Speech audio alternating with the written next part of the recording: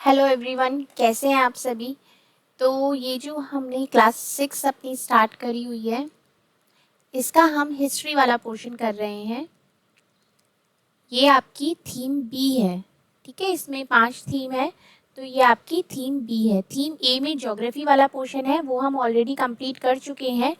और ये वाला जो चैप्टर है हिस्ट्री का, ये चैप्टर नंबर 4 से स्टार्ट हो रही है आपकी हिस्ट्री, और इसका जो पार्ट 1 है वो हम ऑलरेडी कवर कर चुके हैं। आज जो हम करने वाले हैं वो है इसका पार्ट 2, सोर्सेज ऑफ हिस्ट्री। ये हम पार्ट 2 में आज करेंगे। तो जो पार्ट 1 का लिंक है वो भी आपको डिस्क्रिप्शन में मिल जाएगा, अगर आपने नहीं देखा है तो वहाँ से आप चेक कर सकते हैं, ठीक है। और सीटेट के दिसंबर के एग्ज़ाम की हम लोग प्रिपरेशन कर रहे हैं, और मैं यहाँ पर आपको कंप्लीट एसएसटी की प्रिपरेशन कराती हूँ। एसएसटी के सारे पीवाईक्यूज, सारी बुक्स, इंपॉर्टेंट एक्सपेक्टेड एमसीक्यूज, जो भी सारा है, मैराथन्स वगैरह सब कुछ हम कंप्लीट करेंगे। तो अगर आप सीटेट के दिसंबर के एग्ज़ाम की प्रिपरेशन कर रहे हैं, पेपर 2 एसएसटी की, तो चैनल को सब्सक्राइब ज़रूर करें। तो चलिए स्टार्ट करते हैं। अब यहाँ पर हम करने वाले हैं what are the sources of history. ये एक एक्टिविटी यहाँ पर दी हुई है, let's explore. Can you collect information about at least 3 generations of your family on your mother and father side. Create a family tree with your parent, grandparents and grand grand parents.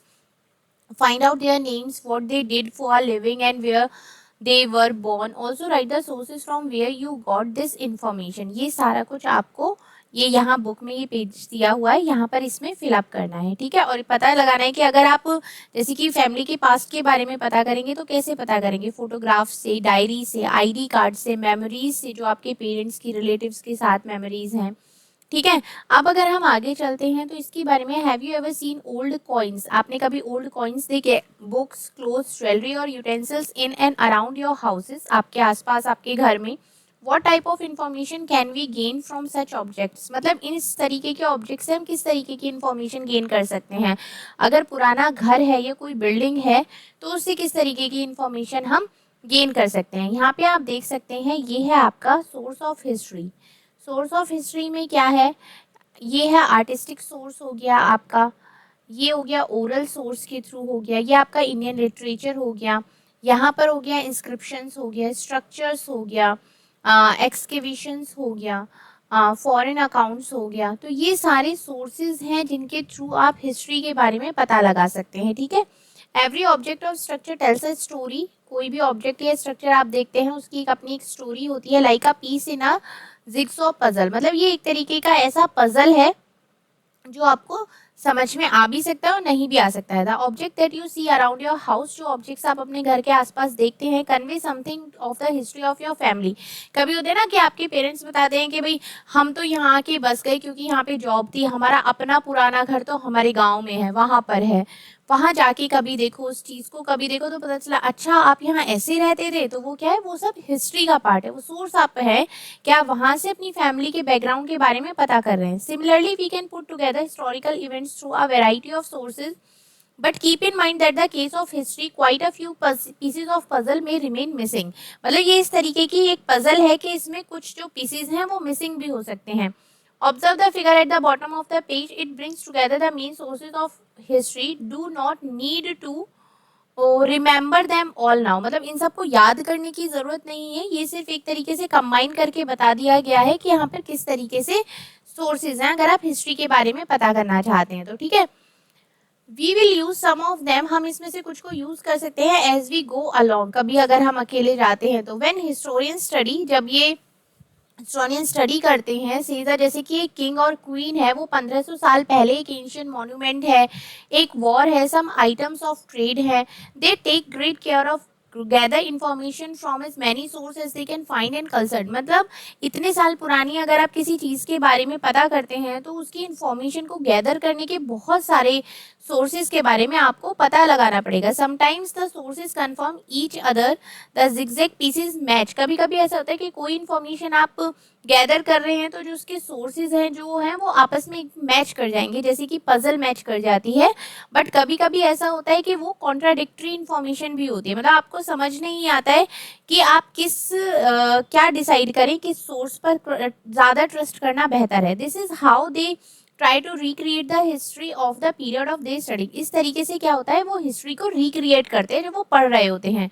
Who contributes to all the sources of history, कौन कौन लोग हैं जिन्होंने sources of history में contribute किया है, historians themselves हो गए, बट ऑल्सो एक तो हिस्टोरियंस होते ही होते हैं, उसके साथ साथ कौन कौन होते हैं, आर्कियोलॉजिस्ट, जो हमने अभी अगर इससे जो पार्ट 1 है उसके बारे में हमने ये पढ़ा था, और मैंने आपको ये कहा भी था कि यहाँ से क्वेश्चन पूछा जा सकता है, ये बहुत ही इंपॉर्टेंट पॉइंट्स हैं आपके। आर्कियोलॉजिस्ट क्या होता है, एपिग्राफिस्ट क्या हो गया, हु स्टडी एंशिएंट इंस्क्रिप्शंस, जो मतलब आर्कियोलॉजिस्ट तो आपको पता ही है, जो कि दबे हुए जो अवशेष निकलते हैं उनकी जो स्टडी करते हैं उसको आर्कियोलॉजिस्ट कहते हैं। और एपिग्राफिस्ट कौन होता है, हु स्टडी एंशिएंट इंस्क्रिप्शन, जो पुरानी इंस्क्रिप्शंस हैं उनको जो स्टडी करते हैं उसको एपिग्राफिस्ट कहते हैं। एंथ्रोपोलॉजिस्ट हो गया, हु स्टडी ह्यूमन सोसाइटी और देयर कल्चर को स्टडी करता है। एक्सपर्ट हो गए लिटरेचर में और लैंग्वेज में, सम मोर, ठीक है। In addition in the last 50 years and so scientific studies have been contributed more and more to the reconstruction of the past. For example की अगर हम बात करते हैं, जो एंशिएंट क्लाइमेट हो गया, chemical study of executive materials हो गया, स्टडी ऑफ द जेनेटिक्स हो गया ऑफ एंशिएंट पीपल्स की, हैव प्रोवाइडेड फ्रेश इंसाइट, वो क्या प्रोवाइड कराते हैं, फ्रेश इंसाइट, एक नई दृष्टि एक तरीके से वो प्रोवाइड कराते हैं, which supplement the more useful sources. And when historians study recent studies histories, मतलब जो जितने भी ये इतिहासकार होते हैं जब ये रिसेंट हिस्ट्री कुछ करते हैं तो which usually means the last 2 or 3 centuries, तो रिसेंट की इनकी हिस्ट्रीज कौन सी होती हैं, 1 या 2 सेंचुरी की। अनदर सोर्स ऑफ न्यूज़पेपर, जैसे कि और कौन सा सोर्स हो सकता है, और आपका सोर्स होता है न्यूज़पेपर हो सकता है, जो कि कुछ डिकेड पहले ही इंट्रोड्यूस हुआ। इलेक्ट्रॉनिक मीडिया हो गया, आपका टेलीविजन हो गया, इंटरनेट हो गया, कैन ऑल्सो भी कंसल्टेड, मतलब ये सारी चीज़ें भी आप कंसल्ट कर सकते हो, ठीक है। यहाँ पर एक और ये एक्टिविटी इन्होंने दी गई है कि यहाँ पर ये कुछ सोर्सेज हैं हिस्ट्री के, इनको देख के आपको इनके बारे में यहाँ पर डिटेल में लिखना है। जैसे कि ये कॉइन हो गया, ये एक पेंटिंग, एक तरीके से कलाकारी हो गई, ये आपका ये हो गया एम्बलम हमारा। अब यहाँ पर हम देख लेते हैं बिगनिंग ऑफ ह्यूमन हिस्ट्री, मतलब अब तक तो हम नॉर्मल हिस्ट्री की बात कर रहे थे, अब हम ह्यूमन हिस्ट्री की बात करते हैं कि उसकी शुरुआत कैसे हुई। Modern humans homo sapiens have walked the planet about 3 lakhs years, this appear to be the very long time, ये क्या है, 3 लाख पहले अगर आप देख सकते हैं तो ये कितना बड़ा लंबा टाइम हो गया, yet this it is only a tiny fraction of the earth's history, और 3 लाख साल तो मतलब अर्थ की हिस्ट्री में एक छोटा सा फ्रैक्शन है। Let us have a quick look at the early history, अब इसकी ये आप लोग देख सकते हैं कि किस तरीके से ये हिस्ट्री है, ये कौन कुछ क्या कर रहा है। यहाँ पर भी ये एक एक्टिविटी है जो आपको इस पिक्चर से रिलेटेड है। Early humans faced many challenges, आज के जो ह्यूमंस है काफ़ी चैलेंजेस को फेस करते हैं, जैसे कि nature and lived in bands और group and help each other. They were constantly seeking shelter and food, वो कॉन्स्टेंटली क्या शेल्टर्स बनाते थे और खाने के लिए एकदम खोजते रहते थे। वह mainly hunters and gathers, this means that they relied on hunting and collecting edible plants, वो क्या करते थे, उनका सिर्फ एक ही काम था, शिकार करना और खाने के लिए चीज़ें ढूंढना, फ्रूट सेकना अपने जीने के लिए। Our early ancestors had certain beliefs about the natural elements and possibly some of notion of afterlife. Afterlife क्या होता है, a life that begins after death, मतलब डेथ के बाद जो आपकी लाइफ स्टार्ट होती है उसको क्या बोला जाता है, उसको आफ्टर लाइफ बोलते हैं। अब क्या हो गया, ये जो इनके ग्रुप्स होते थे ये टेम्परेरी कैंप्स में रहते थे, रॉक शेल्टर्स बनाते थे, गुफाओं में रहते थे, कम्युनिकेट करते थे एक दूसरे के साथ। इनकी एक अपनी लैंग्वेज होती थी जो अभी लॉस्ट हो गई है, मतलब किसी को नहीं पता कि वो क्या लैंग्वेज यूज़ करते थे। दे यूज फायर, उन्होंने अग्नि का भी आविष्कार किया। They use fire and start making objects and made their lifes easier, उन्होंने क्या किया, फायर का आविष्कार किया, कुछ ऑब्जेक्ट्स बनाने स्टार्ट करे और अपनी लाइफ को ईजी बनाया। लाइक इम्प्रूविंग स्टोन एक्स, मतलब उन्होंने इस तरीके से क्या बनाई, कुल्हाड़ी बनाई, एंड ब्लेड्स बनाए, एरो हेड्स बनाए, तीर बनाए और बहुत अलग तरीके से टूल्स बनाए। Aspects of their life are visible in rock paintings, मतलब इस तरीके की जो उनकी लाइफ है वो रॉक पेंटिंग पे शो होती है। जितने भी गुफाएं हैं ना उनमें जो पेंटिंग्स मिली हैं उनसे ये पता चला है। Found in hundreds of cave and all over the world, मतलब पूरे दुनिया में हजारों गुफाएं हैं जिनमें ये सब मिले हैं। Some of those paintings depict simple figure और फ्यू सिंबल्स, मतलब कुछ पेंटिंग्स में तो बहुत ही सिंपल फिगर है, कुछ सिंबल्स भी हैं। Other are more detailed and represent scenes with animals and humans. कुछ तो ह्यूमंस के साथ है, एनिमल्स के साथ डिटेल में सीन्स को रिप्रेजेंट किया गया है। In time these early humans learn to make simple ornaments, मतलब बहुत ही सिंपल तरीके से वो ऑर्नामेंट भी बनाते थे, सच एज स्टोन के, शेल बीड्स के हो गया, पेंडेंट हो गया, एनिमल्स के दांतों से बनाते थे। And sometime exchange them with other groups, और कभी कभी वो उनको दूसरे ग्रुप के साथ भी एक्सचेंज कर लेते थे। अब फर्स्ट क्रॉप, पहली फसल कौन सी थी? Over long ages the earth climate has gone through many changes, मतलब अर्थ का जो क्लाइमेट था उसमें बहुत तरीके के चेंजेस हुए। At certain times it was very cold and much of the earth was covered with ice, मतलब बहुत साल पहले कहते हैं बहुत ठंड थी और बहुत सारी अर्थ जो थी वो आइस से कवर्ड थी, जिसको क्या कहा जाता था? आइस एज कहा जाता था।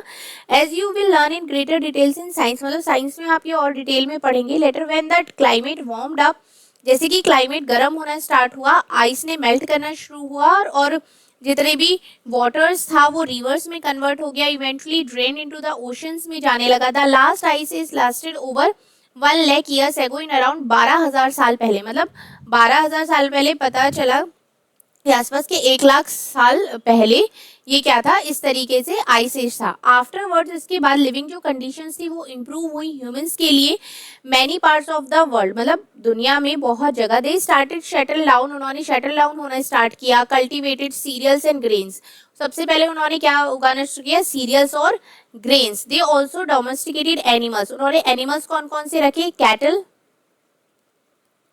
और आपका हो गया गोट्स। ये क्वेश्चन बहुत पूछा जाता है। They also with more food available these communities grow in size and numbers, मतलब ये जो कम्युनिटी थी वो बढ़ती चली गई। Often shuttle down near reverse, और नदी के आसपास ये लोग बसने लगे। This was not only because of the availability of water, ये वाटर की अवेलेबिलिटी की वजह से नहीं था कि नदी के आसपास इन्होंने बसना शुरू किया, बल्कि जो वहाँ की मिट्टी थी वो बहुत ज़्यादा फर्टाइल थी क्रॉप्स को उगाने के लिए। तो ठीक है, तो कौन सी फसल इन्होंने? सीरियल और ग्रेन्स को उगाया, और दूसरा कौन से एनिमल्स को इन्होंने पाला था? कैटल और गॉट्स। ठीक है, अब यहाँ पर भी आप ये एक इमेज देख सकते हैं। Think about it, both in the earlier picture of rock shelter and in this one, man and woman are giving certain roles. man और women के अलग अलग roles हैं, यहाँ आप देख सकते हैं। मेंस ये काम कर रहे हैं, वुमेन भी ये उठा रही हैं, खाना बना रही हैं, यहाँ पर बच्चे उधर खेल रहे हैं। They are not necessarily correct and do not cover all situations. For instance, in rock shelter, women may have helped prepare colors for painting the rock and may have done some of the painting. In both scenes, men may have done some of the cooking or may help take care of the children. Keeping in mind that we have only limited information होती है हमारे पास, तो आप उसको class में discuss कर सकते हैं। ये क्लास स्टूडेंट्स के लिए। एज कम्युनिटी ग्रो, जैसे जैसे कम्युनिटी जो इनके समुदाय था वो बढ़ने लगा, they did their social complexity. Leaders and chieftains were responsible for the well being of the people, मतलब लीडर्स बनने लगे, मुखिया होने लगे, जो कि पूरी कम्युनिटी की देखभाल करने लगे। Everyone collectively work towards the community welfare, और हर कोई अपनी कम्युनिटी के वेलफेयर के लिए मतलब एक तरीके से कंट्रीब्यूट करने लगा, मतलब मिलकर काम करने लगा। For example, there was no sense of individually ownership, यहाँ पर कोई इंडिविजुअल ओनरशिप का काम नहीं था। The lands were collectively shared and harvested, मतलब जो वहाँ की ज़मीन थी सब लोग उसको मिलकर ही उगाने का, मतलब जैसे कि तैयार करते हैं फसल उगाने से पहले, वो सब मिलकर करते थे। एज टाइम वेंट बाई, जैसे कि समय गया, Hamlet's grow into sizeable villages and exchange goods, मतलब ये जो हैमलेट्स थे, जो छोटे छोटे स्मॉल विलेजेस थे, इनका साइज बड़ा होने लगा, एक दूसरे के साथ ये गुड्स को एक्सचेंज करने लगे। जिसमें कौन कौन से गुड्स आते हैं आपके आगे? फूड्स हो गया, क्लोथिंग हो गया, टूल्स हो गया। धीरे धीरे जो नेटवर्क था कम्युनिकेशन का एक्सचेंज होने लगा, इस्टेब्लिश होने लगा, बड़े बड़े विलेज बनने लगे। Some of them grow into small towns, और कुछ तो छोटे छोटे विलेज मिलकर एक बड़े टाउन में भी कन्वर्ट हो गए। न्यू टेक्नोलॉजी आने लगी, फॉर एग्जांपल जैसे कि पॉटरी मेकिंग हो गया, ये मिट्टी से क्ले से पॉट बनाने लगे, मेटल का यूज करने लगे, मतलब the use of metal, copper first, iron later, मतलब पहले इन्होंने कॉपर को यूज किया, ये आपको ध्यान रखना है। पहले इन्होंने क्या यूज किया? पहले इन्होंने कॉपर यूज किया, देन आयरन यूज किया। which help make durable tools, object in daily use and ornament, जो कि इनको काफ़ी हेल्प करता था डेली में यूज़ करने के लिए, ऑर्नामेंट्स को ये सब ये बनाते थे।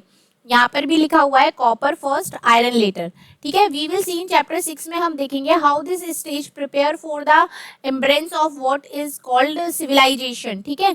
For now it is important to remember that this early progress of humanity had to face many challenges, मतलब इसको भी बहुत सारे चैलेंजेस को फेस करना पड़ा। At some critical times humanity could have almost disappeared as some early species did. We will never know those early humans to whose courage and persistence we own our existence today.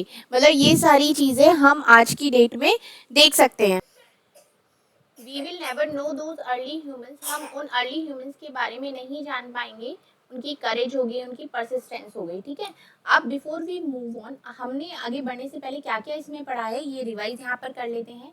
We have explored some ways to learn more about our past, हमने बहुत सारी चीज़ों तरीकों को explore किया कि किस तरीके से हम अपने पास्ट के बारे में लर्न कर सकते हैं। The concept of a timeline help us understand the sequence of historical events at different time, मतलब अलग अलग टाइम पे क्या क्या हिस्टोरिकल इवेंट्स हुए हैं वो भी हमने टाइमलाइन की हेल्प से जानने की कोशिश की है, समझने की कोशिश की है। There are different ways of measuring time, बहुत सारे तरीके हैं टाइम को मेजर करने के लिए। ईयर्स हो गया, डिकेड्स हो गया, सेंचुरीज हो गया, मिलेनियम्स हो गया।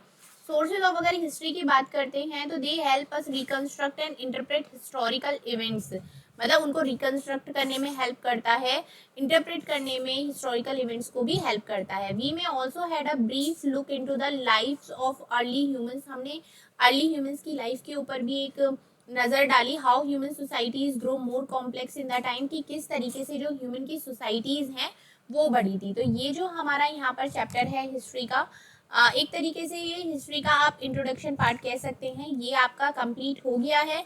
इसकी एक्सरसाइजेज हैं, क्वेश्चन आंसर्स हैं, ये आप ज़रूर खुद से करिएगा, आपको बहुत हेल्प मिलेगी पूरे चैप्टर को अच्छी तरीके से प्रिपेयर करने के लिए, ठीक है। तो आप अपने ये दिसंबर की 2024 की प्रिपरेशन स्टार्ट करिए, और अगर नोट्स आप नहीं बना रहे हैं तो आप अपने नोट्स भी बनाइए, ठीक है। और चैनल को सब्सक्राइब भी करिए। Thank you so much.